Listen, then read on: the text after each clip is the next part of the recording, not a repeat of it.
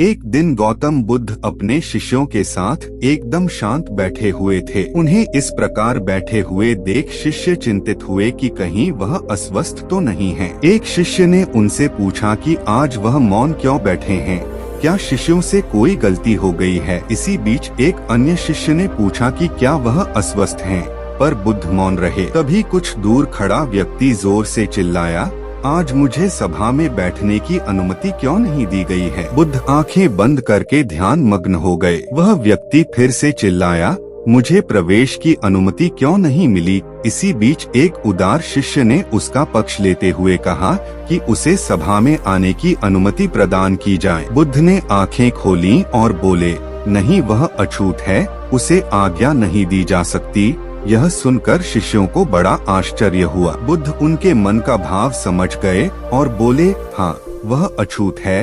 इस पर कई शिष्य बोले, हमारे आश्रम में जात पात का कोई भेद ही नहीं, फिर वह अछूत कैसे हो गया। तब बुद्ध ने समझाया, आज वह क्रोधित होकर आया है। क्रोध से जीवन की एकाग्रता भंग होती है। क्रोधी व्यक्ति प्राय मानसिक हिंसा कर बैठता है, इसलिए जब तक वह क्रोध में रहता है तब तक अछूत होता है। इसलिए उसे कुछ समय एकांत में खड़े रहना चाहिए। क्रोधित शिष्य भी बुद्ध की बातें सुन रहा था।